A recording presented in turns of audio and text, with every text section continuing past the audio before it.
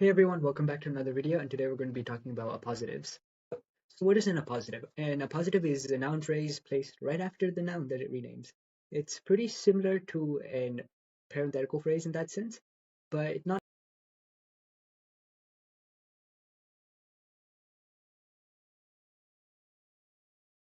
just published her findings last spring.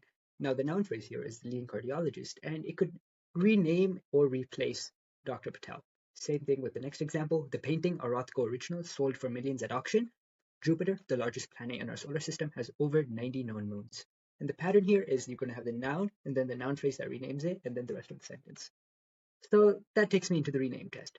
Probably the easiest way to identify these.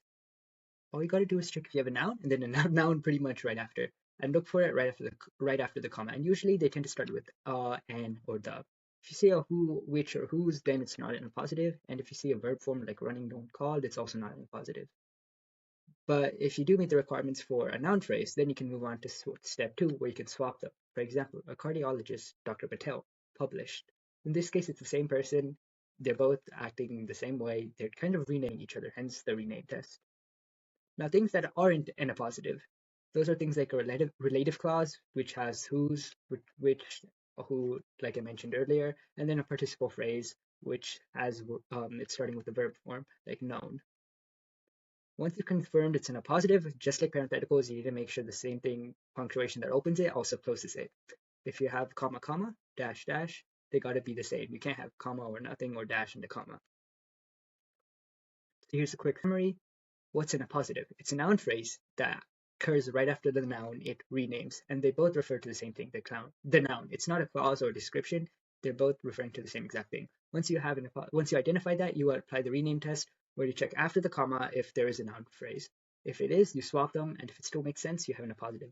Things which aren't an appositive, though, or in that section of phrase, are things that start with who, which, and whose, which are relative clauses, and things that start with the verb forms. And step 1 in the rename test should catch these, and then you have the matching rule where whatever opens a positive must close it. Let's do some practice problems now. Venus, the second planet from the blank, has surface temperatures hot enough to melt lead. Venus, the second planet from the sun. So already I see it's a comma, so I know it's got to end with a comma. So from there, I already know what he's.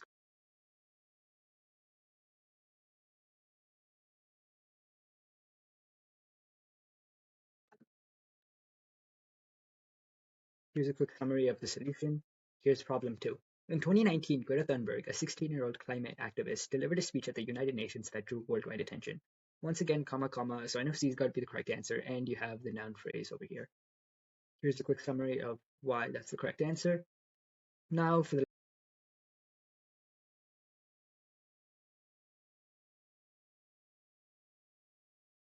midnight. So we have the first noun here with it being performer, and then you have the noun phrase with the Grammy nominated vocalist, etc. And since it's starting off with a comma, once again, we know it needs to end with a comma, so we know A is going to be the correct answer. Here's a quick summary of the solution. Here's a quick summary of what appositives are. It's just a noun phrase that occurs right after the noun it essentially renames. To do this, you use the rename test to check if there's a noun phrase after. If there is, you swap them, and if it still makes sense, it's an appositive. Things that aren't a positive are things that after the comma that start with who, which, whose, or they have verb forms.